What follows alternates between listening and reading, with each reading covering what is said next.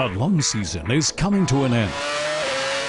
By the time of the final race in Abu Dhabi, around 1,000 people will have been on tour for F1 for 9 months.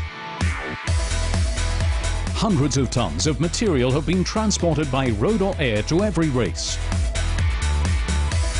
That's equivalent to almost 5 times around the globe. Awaiting the logistics team on the home straight is another mammoth task. In under 5 days since the engines went quiet in Brazil and the teams broke camp at Interlagos, everything's got to be ready for the final appearance of the season at the Yas Marina circuit in Abu Dhabi. To meet such a challenge, what's needed, as in all areas of Formula One, is special expertise. Yes, expertise and incredible precision. Just imagine if something went wrong and a consignment arrived too late. That would have catastrophic consequences for the whole event. However, over the last 20, 25 years or whatever, that's never happened.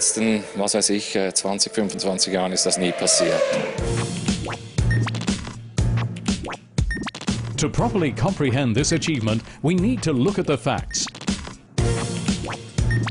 Every team needs around 30 tons of equipment: cars, engines, spares and telemetry kits.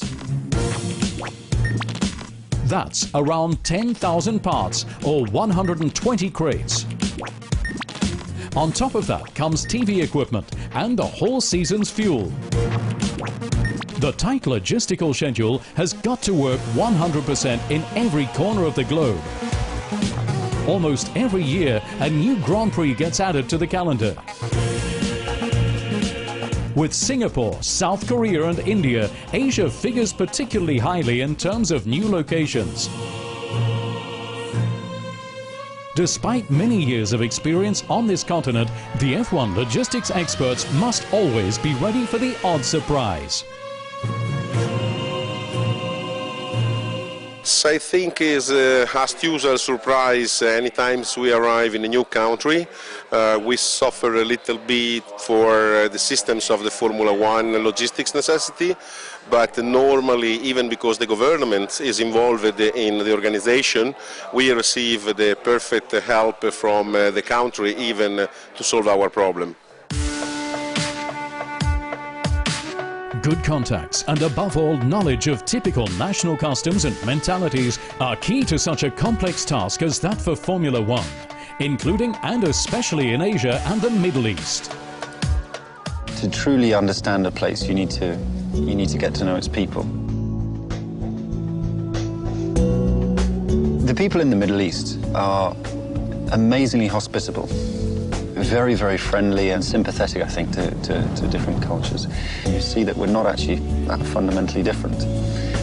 But that's the fascinating aspect of working abroad, because you get to see both the personal side of things and also the different ways of doing business.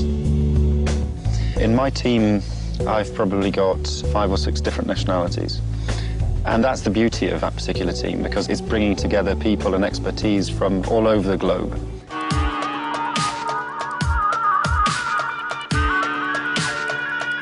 Formula One is always entering new territory, taking with it lots of luggage.